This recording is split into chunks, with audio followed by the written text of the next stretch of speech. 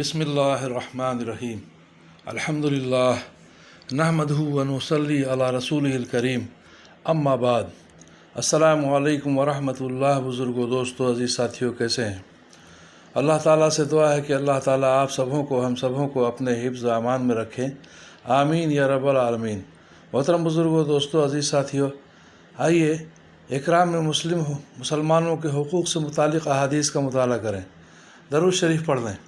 اللہم صلی علی محمد وعلی آل محمد وبارک وسلم۔ حدیث نمبر 132۔ حضرت ابو ہریرہ رضی اللہ عنہ روایت کرتے ہیں کہ رسول اللہ صلی اللہ علیہ وسلم نے ارشاد فرمایا، جو شخص جنازہ میں حاضر ہوتا ہے اور نماز جنازہ کے پڑھے جانے تک جنازہ کے ساتھ رہتا ہے تو اس کو 1 قیراط ثواب ملتا ہے، اور جو شخص جنازہ میں حاضر ہوتا ہے اور دفن سے فراغت تک جنازے کے ساتھ رہتا ہے تو اس کو 2 قیراط کا ثواب ملتا ہے۔ رسول اللہ صلی اللہ علیہ وسلم سے دریافت کیا گیا، 2 قیراط کیا ہیں؟ ارشاد فرمایا، 2 قیراط 2 بڑے پہاڑوں کے برابر ہیں۔ ایک اور روایت میں ہے کہ 2 پہاڑوں میں سے چھوٹا احد پہاڑ کی طرح ہے۔ مسلم کی حدیث۔ حدیث نمبر 133۔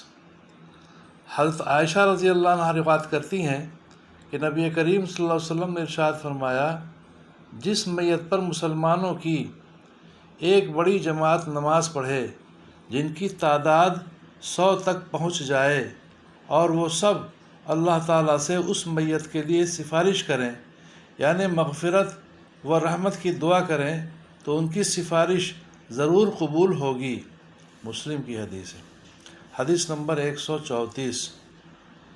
حضرت عبداللہ رضی اللہ عنہ روایت کرتے ہیں کہ نبی کریم صلی اللہ علیہ وسلم نے ارشاد فرمایا، جو شخص کسی مصیبت زدہ کو تسلی دیتا ہے تو اس کو مصیبت زدہ کی طرح ثواب ملتا ہے۔ ترمذی کی حدیث۔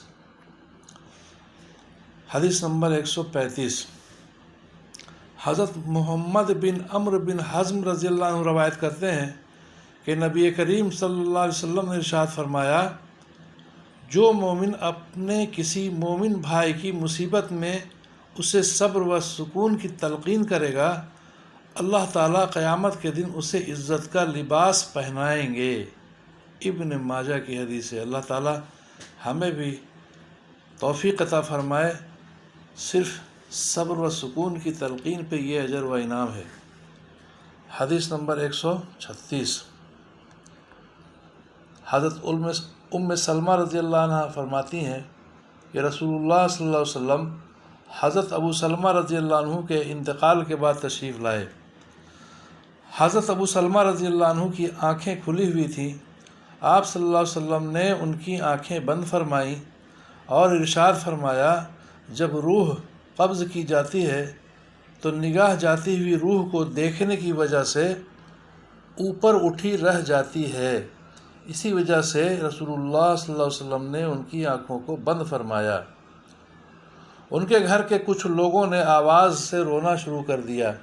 ممکن ہے کہ کچھ نامناسب الفاظ بھی کہہ دیے ہوں، تو آپ صلی اللہ علیہ وسلم نے ارشاد فرمایا، تم اپنے لیے صرف خیر کی دعا کرو، کیونکہ فرشتے تمہاری دعا پر آمین کہتے ہیں۔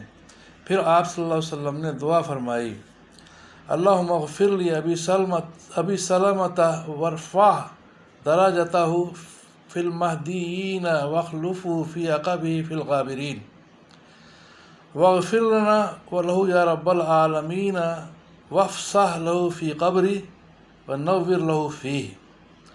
اس کا ترجمہ ہے، اے اللہ، ابو سلمہ کی مغفرت فرما دیجئے اور ہدایت یافتہ لوگوں میں شامل فرما کر ان کا درجہ بلند فرما دیجئے، اور ان کے بعد ان کے پیچھے رہنے والوں کی نگہبانی فرمائیے۔ رب العالمین، ہماری اور ان کی مغفرت فرما دیجئے، ان کی قبر کو کشادہ فرما دیجئے اور ان کی قبر کو روشن فرما دیجئے۔ مسلم کی حدیث۔ فائدہ: جب کوئی شخص کسی دوسرے مسلمان کے لیے یہ دعا پڑھے تو ابی سلمۃ کی جگہ مرنے والے کا نام لے اور نام سے پہلے زیر والا لام لگا دے، مثلاً لی زیدن کہے۔ حدیث نمبر 137۔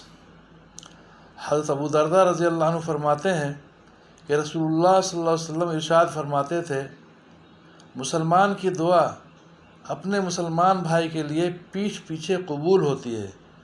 دعا کرنے والے کے سر کی جانب ایک فرشتہ مقرر ہے۔ جب بھی یہ دعا کرنے والا اپنے بھائی کے لیے بھلائی کی دعا کرتا ہے تو وہ اس پر فرشتہ جو ہے وہ آمین کہتا ہے اور دعا کرنے والے سے کہتا ہے، اللہ تعالیٰ تمہیں بھی اس جیسی بھلائی دے جو تم نے اپنے بھائی کے لیے مانگی ہے۔ مسلم کی حدیث۔ اللہ تعالیٰ ہمیں بھی ایک دوسرے کے لیے خوب دعائیں کرنے کی توفیق عطا فرمائے، آپس میں میل جول اور محبت سے رہنے کی توفیق عطا فرمائے، ایک دوسروں کے حقوق کو سمجھنے اور اس کے مطابق عمل کی توفیق عطا فرمائے۔ آمین یا رب العالمین۔